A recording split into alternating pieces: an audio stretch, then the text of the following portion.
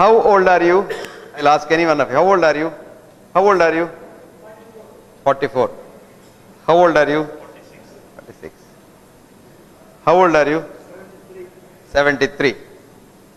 No, this is not your age. Which means you don't know biology. You have forgotten your biology. You are only 6 months old on a given day. Because every 6 months you have a new body. Every cell is new. Even poets knew that. Auden so beautifully wrote, no man can get into the same river twice.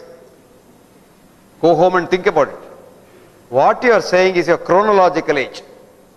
Now every cell in your body is new at the end of 6 months. But your mind, that is your thought process, your consciousness, keeps telling that new cell, I am 74 years old, I am 73 years old, I am 46 years old, I am 28 years old. And then that memory gets held on and the cell thinks it is 74 years old. Did you understand that? So you are as old as you think you are. Of course, women are slightly younger than their rivals. That's the difference. That's a different thing. That's the definition by, slightly different definition. Now, I was asked to speak or lecture in honor of this great man sitting here, Professor P.C. Thomas. He was described as a good teacher. Who is a good teacher? A good student is a good teacher. A good teacher is not one who comes to the class and verbatim repeats what is in the book onto the student's notebook without letting the student think, and he, of course, doesn't think. That's a menace of a teacher. I call them as banking system teachers. But the true teacher is a midwife. What does a midwife do? She stands by the side of a pregnant mother in pain, coaxing her, cajoling her, empathizing with her, sympathizing with her, provoking her. Who delivers? The mother. In the class, the teacher delivers. No, you should not deliver. Because if you know biology again, on the day you are made in your mother's womb, not on the day you are born, that little speck of you, today you may be 70 kilos. That day, do you know how heavy you were? Roughly, how heavy you were? That is today. No, when you were made in the mother's womb, you were a zygote, you know zygote, which is a combination of a mother's ovum with the father's spermatozoon, a speck of protein which weighed 0.000000000000001 gram. I'm not joking, I'm seriously telling you. But that one speck of protein knows and knew all about this universe, posteriori and priori. Because there are no two zygotes alike in this universe. If you want to be unique, you should know everything else. Supposing you want to come here with a white shirt and you don't want others to wear a white shirt, you are a unique white shirt man, you should know what shirts and trousers the others are wearing. So that is why the thinker said, no man or a woman can teach any man or a woman what he or she already does not know. So what is education? Educe, E-D-U-C-E, in Latin means bring out, deliver. So you deliver the best in man. So education or teaching is trying to get the best out of the student. And that is a good teacher. That is why P.C. Thomas is a good teacher. And he is 73, but he will not die. Do you know why? Because he loves the younger generation and wants to do good to others. Did you get that? Because you are here for others' sake. Now I'll take you a little further in biology. Fish biology also is the same. Biology does not have a science. Did you know that? You all thought it's very scientific. You're talking of science. I've written papers. I'm a PhD and I saw some papers there I was reading. And this is not science. What is science? Any definition of science that you want? Science is a method. Science is just a method to understand this universe. Whether it is a fish universe, man universe, leg universe or whatever universe. And we don't have a science for the simple reason that we have been following the wrong science of biology, physics and chemistry all these years ever since All these things became so-called sciences in the 12th century when European churches became universities. And at that time, everybody thought they are the, but science changed completely in 1925. Does anyone know why science changed in 1925? No. The conventional sciences started probably in the 17th century with a boy called René Descartes, who thought the thinking part of man is different from the other part of the body. Cogito ergo sum. So he said, res cogitans, the thinking part, res extensa, the other parts. Cut off. He cut the body from the mind. So we started with reductionism. Today you don't look at the fish as a whole. You look at the fish, one cell of the fish or one leg of the fish, and then study that. That is not the whole fish. And you would be surprised. Fish has a consciousness. Fascinating consciousness. Fish knows what to do. A fish born in Mangalore can go to New York if nobody catches it. But it will come back to Mangalore to die if nobody kills it. Because fish has a fascinating piezoelectric crystal in its eye. And it is from there we understood in so-called science the ultrasound sonography. Sound, supposing I talk, sound goes in every direction. But ultrasound goes only in straight line. And when it goes and hits the wall, it comes back. This is called the ultrasound philosophy, which was learned from fishes by the Navy of Germany in the Second World War. And the naval sonar was developed on the fish eye pattern with the piezoelectric crystal, which vibrates and then throws the ultrasound. And the ultrasound goes and catches the enemy submarine, comes back. Then they know exactly where the enemy submarine is, you can bombard it.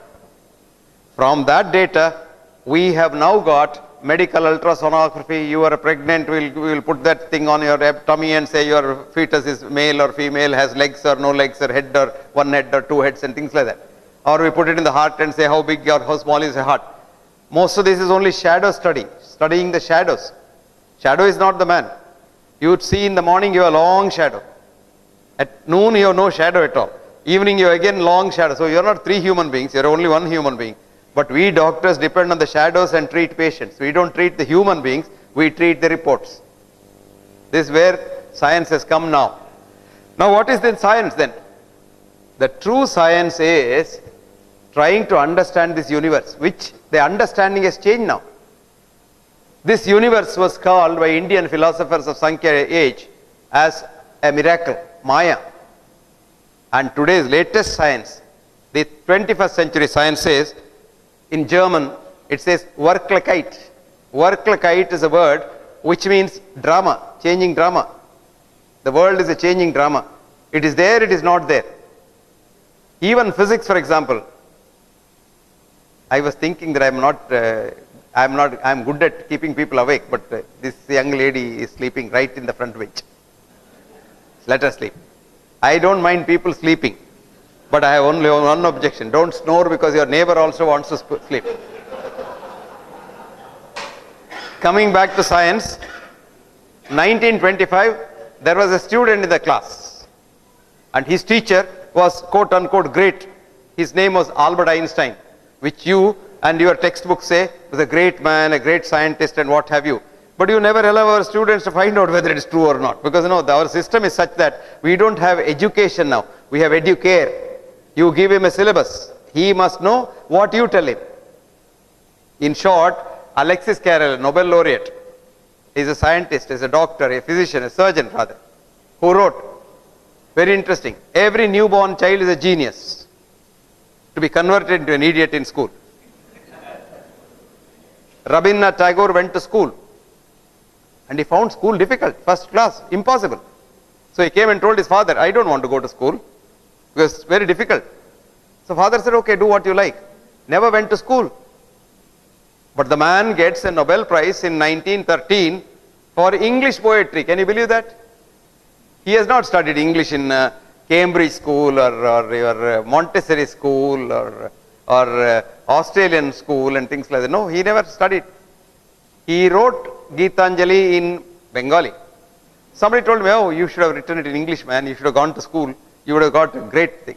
He said, okay, you want me to write it in English? I'll write. And he studied English. Who taught him? Not P.C. Thomas. He taught himself. And within 2 years, he wrote Geetanjali de novo in English. That was in 1911. And nobody bothered. Who is Tagore? Nobody knows. If you are somebody very big, then whatever you say goes. And that too, if you get a prize like Nobel Prize and all, you can say, this is now night. They'll say, yes, because he is a Nobel laureate, he said it's night. We must be all wrong. He must be right. This is a foolish thing. If you read that book called Prize, you know how you get Nobel Prize. It's one of the biggest lobbying that goes on in this world, and usually the wrong people get it. That's besides the point. Now come back to our science. This boy was in the class, and Albert Einstein was talking big things about physics. E is equal to mc squared, blah, blah, blah. This boy got up and said, sir, you're wrong, and you're talking through your hat, and all your thinking is wrong. That's not the correct formula. And he gave a formula. PQ is not equivalent to QP. This is called the uncertainty principle. And what happens to a student who gets up and tells his professor, you're wrong? What happens? He becomes an outstanding student.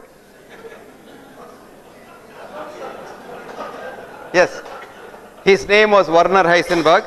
He became an outstanding student for 31 years.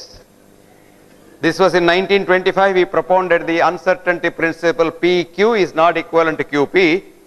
And it was in 1956, after Albert Einstein died in 55, that he gets the Nobel Prize for physics.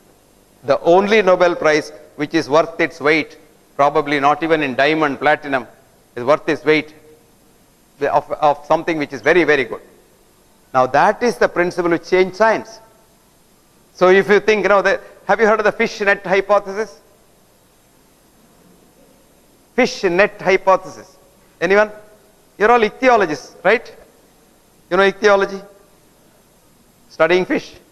So ichthyologists wanted to start science. So they said, okay, we will study fish. So they went to the sea and had a net, collected the fish, brought it to their laboratory and measured it with what I was seeing there, some measure, weight measure and something, vernier caliper or whatever they measured, and came a hypothesis. They wrote a piece, it became a PhD thesis saying that all fish in the sea are bigger than 2 inches in size. Became a hypothesis. It was accepted by the peer reviewing committee and it was published in the International Journal of Ichthyosis. Right? Then what happened? It went on. Everybody accepted it because market, immediately it was taken to the market. So market said any fish bigger than 2 inches is sea fish, come on, I will sell it. They made money. So science is money, making money. And then there was a thinker called P.C. Thomas who said, why every fish must be bigger than 2 inches? So P.C. Thomas went to the sea with a smaller net hole. So he caught less than 2 inches also. So science is called fish net hypothesis. This hypothesis was propounded by a great Nobel laureate physicist. His name is Sir Arthur Stanley Eddington. Eddington was a contemporary of Einstein. Actually, to make Einstein great in the textbooks, this Eddington is responsible. So Eddington brought him to the English speaking world. Einstein was not even known because what work Einstein quoted was all original work of Lorentz, Poincaré and Fitzgerald. And Einstein's wife nicely plagiarized it and wrote a paper putting all the things together because they all wrote it in 1899. She wrote it in 1905 and together they published it. And somehow or other, the rest is history. You all have read that. You have read the history but not the truth. Most of the time history is not the truth. Now coming back to our friend Eddington, Eddington put forward this hypothesis saying that science is not sacrosanct. Science cannot really answer any question. Certain questions science can never answer. Like for example, is there God? A MSc scientist will say, no, not likely because I have not seen him. I can't measure him in my laboratory. So where is God? PhD scientist says, there is no God. Forget about it. There is no God at all. How can he be there? I have not seen him. I am a PhD. How can he be there? So God doesn't exist. But then a thinking Nobel laureate, whose name is Peter Medawar, wrote a beautiful book. Small book, read it. It's not difficult to read, about 104 pages. It's called Limits of Science. Book's name is Limits of Science, where he says, come sir, why did you sit down? Our Australian friend. I know, he believes Latest scientific research in medicine says sitting in the chair reduces your lifespan.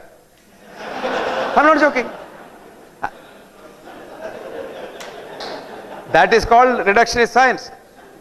You just collect a cohort of people and then say how many hours they sat, how many hours they worked and things like that, and come to some conclusion, immediately write a paper.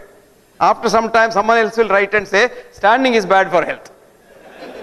This is called reductionist science. Reductionist science. You know, you must have had so many papers saying coffee is very good for health. And you equal number of this, so coffee is very bad for health. Like for example, you all thought fish is very good for health. It's got, what is that called? Omega 3, this, that and all. All these are created, fat. Fat was fat. We all knew fat. Now we created caste system in fat. Saturated fat, unsaturated fat, semi-saturated fat, polyunsaturated fat, omega fat, this fat, that fat. All fat is no good or good. Actually, the man who did this study of fat and health, the first man, his name is Ansel Keys. Ansel Keys was given $110,000 to find out the relationship between fat and heart disease. So Ansel Keys he went to Australia, he went to Malaysia, he went to India, he went to Japan, he went to USA, studied groups of people, and then put it together in a XY graph. That's what you do, no? One X here, this fat here and heart attack here. It was not a straight line. Whenever you are given grant money, you are indirectly told you must get positive results. No, I'm not joking, man. I'm not joking. Am I joking? No. What I am talking here, I may make it look a little hilarious, but it's not just the science, 100% science that I am talking to you. So Ansel Keys had real problem. So he sat. This is called doctoring your data. So he sat down and then what to do? I must get a straight line. So he sat and maneuvered. Of the 22 countries he studied, he eliminated very conveniently 15 countries. I mean, nobody knows, no? If you read his paper, you don't know this. But you must go deep into it, you'll get to know. Now what happened? He got a straight line. At the bottom was Tokyo, Japan. At the top was USA. And in between Germany, US and some 4 or 5 countries. Australia was not there because it was eliminated. So he wrote a paper in 1951 saying that fat is the be all and end all of atherosclerosis and heart disease. 1961, there was a thinking biochemist in London University. He's very, very interesting fellow. This fellow did a study, same data he took. Instead of fat, he took sugar. So he put sugar in the x-axis, heart attack in the y-axis, and straight line. And he said, cane sugar is the be-all and end-all of atherosclerosis. 1963, I had a colleague of mine in the London University. We were working together. He was a very good cardiologist. So he was collecting data on number of trousers sold in Europe since the Second World War and heart attack. So he put the thing, straight line again. What does it mean? Since the Second World War, there was affluence in Europe. Europe had more money. So people ate more sugar. People ate more fat. People bought more trousers. And now this is called what is called parallelism. These two things go up. If you have a lot of money, don't you buy 2 trousers? Suppose you didn't have money, you will buy only 1 trouser. If you still didn't have money, you will only have a loincloth. So this is what happens in society. But then you call it a cause effect. That's the dangerous thing. Now omega 3 came, omega 6 came, omega 3 went away. Now there are enough papers to say eating too much omega 3 is very bad for the heart. So this is not real science. This is called reductionist science, where you reduce everything into 2 bits and have some relationship. I'll tell you now, you all get worried. Oh, my tummy is big, my sugar is slightly on the higher side. There's a thing called cholesterol, I believe. I don't know what that is. It's a white powder, I know. It's a harmless thing. You need it. If you don't have cholesterol, you will die because every cell wall is cholesterol. Did you understand that? And you get billions of cells every day being new formed. Okay, I said you're all 6 months old. To be 6 months old, you must have plenty of cholesterol. Now if a doctor goes and you reduce your cholesterol, probably you will meet your maker a little faster, quicker. That's all what happens. Now anyway, all this came, all this went. They were all connected. Then we had a study called Mr. Fit study, MRFIT, multiple risk factor intervention trial, which started 25 years ago.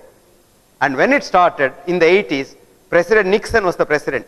So he reluctantly sanctioned $150 million for this study, $150 million, and told them, this enormous amount of money, I want very strong results, very strong positive results. Did you get all that now?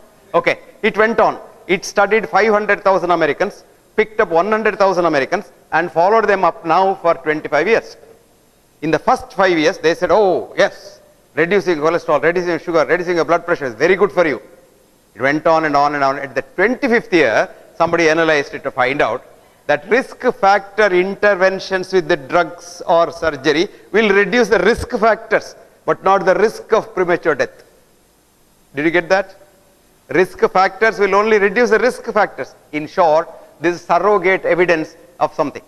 Like, for example, I have a nice slide. Today I didn't bring slides because I thought, no, shouldn't show you slides. I have a nice slide for global warming. Somebody got Nobel Prize for global warming. Nothing has happened. Globe has been warmer than this 100 years ago. Don't worry about that. Now somebody produced global warming data. I have a surrogate evidence. I have a slide which shows women's underwear since the 18th century. In the 18th century, the underwear was very big. It used to come almost up to the knee. Then it became smaller and smaller and smaller and smaller. It's almost invisible now because its globe is warming. What is that called? Surrogate evidence. And the MRFIT study showed that at the end of 25 years, intervened people died more than the not intervened people. Did you get that? Whose blood pressure, sugar, everything was tightly controlled with drugs. They were not there, but the others were there still. It's like Yale University kept a record of their gold medalists in athletics. The gold medalists were not there after 50. The silver medalists were still there up to 60. The bronze medalists were running till 70. And the also rans were there 80, 90 and all. You will be surprised. A study was done in French nursing homes. Nursing homes in there doesn't mean in the Indian concept of nursing home. Nursing home is old age home.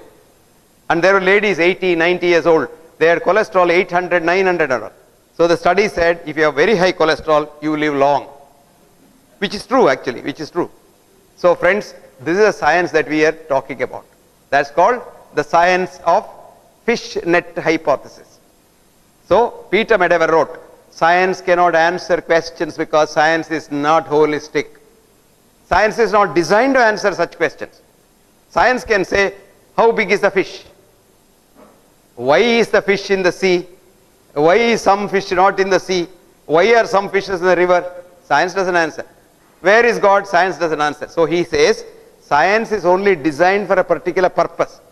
Like for example, railway engine is designed to run on a railway track. Supposing you go and say, I want this railway engine to fly like a plane, it can't do. So a question is can science answer God? No, because it can't. It's not designed to answer God. So don't think science is the end of everything. Actually, I would recommend you a good book. It's called Against Method. What's the book's name? Against Method. Our professor from Bombay must read this. Because he is teaching science. So, Against Method. This is written by a man called Peter Feyerabend. F-E-Y-E-R-B-E-N-D. Otherwise, he'll make a mistake in the spelling. F-E-Y-E-R-B-E-N-D. Feyerabend, Paul, he was the professor of science philosophy in the London School of Economics. It's one of the famous schools. And there, science philosophy is a very big department. It was dominated for about 30 years by a great thinker called Karl Popper. Have you heard of Popper? P-O-P-P-E-R?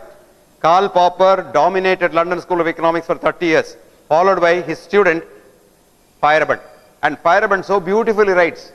He says, all the ills of the 21st century world are due to the so-called science's superiority, supremacy over all other whites of human thinking.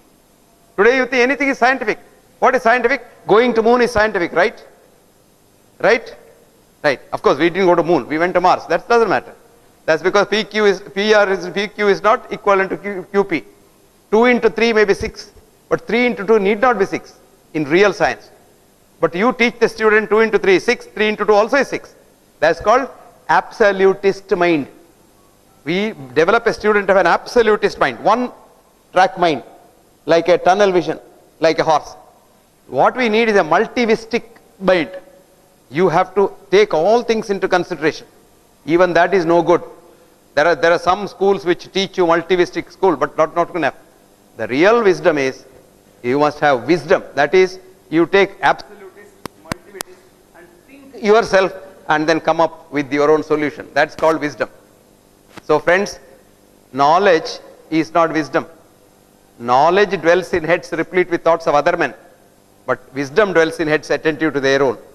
Knowledge is so proud, I know so much. No, I am a PhD, I am this, I am MD, but wisdom says, I don't know much. Wisdom is so humble because it knows no more. Knowledge and wisdom, far from being one, have nothing in common at all. The wiser you are, the humbler you become. And that's Indian education. Indian education says, Vidya dadati vinayaha. You become humbler and humbler. The humbler you are, more educated you are. But today, education gives you arrogance. Degree. This all the Western thoughts, we are taking it and fully imbibing it and saying that's the right way to do it. No, there are other ways to do it also. So coming back to our point, fish for health. I am supposed to talk on health. Now I have defined fish, now I have to define health. Then only I can say what is for what. What is health? What's your idea of health? You have all heard. Alta, this thing of the WHO. It's absence of physical, mental, spiritual, environmental, this, that, all kinds of absence of this. No disease at all is called health. No, there is no human being from birth to death who has no disease. If I now scan all of you for a cancer cell, each one of us, including me, will have not one cancer, at least about 10 cancers to 100 cancers. But they don't become cancer disease. They are cancer cells. Today what do? Get every woman, take a cervical smear and say, oh, dysplastic cell. This may become a cancer. This is called predicting the unpredictable linearly. Did you understand? Linearity doesn't work in science, in universe. Universe is non-linear. How can you linearly predict? You can have a cancer cell in the cervix and the woman can live 100 years. You may not have a cancer cell in the cervix. The woman may come down with a very bad cancer in 1 year. Both are possible. And this is possible because the predictions to the future are not scientifically correct. Why go that far? Take your weather prediction. You think it is very scientific, no? Mangalore is supposed to have rains today. Did you see yesterday's prediction? Go out and see whether it is raining. It won't rain. Kobe in Japan had the best supercomputer. But before that huge thing, an earthquake happened in Kobe which killed thousands of people. Even seconds before that, the nearest meteorological laboratory had no inkling into that. If you really want to know how you can't predict the future, please write down. You're writing one? Right. Predicting the unpredictable future. Predicting the unpredictable future. Did you write that? The author's name is Firth, William Firth. Firth, F-I-R-T-H-W-J. And the journal is, this you can get free on the internet. Journal is called British Medical Journal, BMJ. Got it? Year is 1991. Now Vancouver system you follow, I saw outside. So semicolon 303 colon 1568. Go and see. Now what does it show? You cannot predict tomorrow because there is no tomorrow according to quantum physics. Tomorrow doesn't exist. We create a tomorrow too. There is no world. World is a Maya. Now you all sit here, right? I close my eyes. Are you here? I don't know. As long as my eye is open and my retina is okay and photons come from you and hit my retina, you are alive. When photons don't leave you and don't come and hit me, I don't know whether you are alive or not. This is called work like kite, Maya, the real Maya. And today, E is not equal to mc squared, E is equal to m. Did you understand this? Energy is matter, matter is energy. In short, human body is an illusion of the human mind. So you are not body and mind, you are mind as body. So we used to say psychosomatic disease in the mind and all. All diseases are in the mind. The whole world is mind. Did you know that? Francis Henry is a professor of physics in Johns Hopkins University who wrote, this universe is immaterial. There is no matter, immaterial. dash. Spiritual and mental, full stop. Actually, human body is immaterial, spiritual and mental. So, now health is not absence of disease, because there is nobody who has no disease. We all have disease, but we don't die of that disease, because diseases are not supposed to kill. But we doctors frighten you, saying that, you got a disease, now you may die. If we don't frighten you, you won't come to me. So this is called disease mongering, scare mongering. So I call our system as medical scare system. I tell you, my God, what's your tummy, man, so big? You will die early. There is no evidence to say that at all. Because the tummy, Churchill had the biggest tummy, did you know that? He was 256 pounds. He was smoking like a chimney, and he was eating like a fish, drinking like a fish, not what the fish drinks. And he was eating like a pig with all that, and he was not exercising at all. 89 years he lived. Nothing happened to him. What happened to him? Nothing happened to him. That doesn't mean you can also do that. Your future depends on not just your body, but on your mind. I always tell people, it is not what you eat that kills you, whether it is fish or omega. It is what eats you that kills you. Did you understand that? Your negative thoughts. So Ayurveda so beautifully says this: Krodha, Shokha, Bhaya, Ayasa, Viruddhanna Bhojana, Taponalan, Katva, Amla, Kshara, Lavana, Tikshnoshnati, Rakta, Pitta, Prakopayat. All diseases come because of the mind. And today modern medicine says the diseases originate in the mind, develop in the mind, and probably die in the mind or kill you in the mind.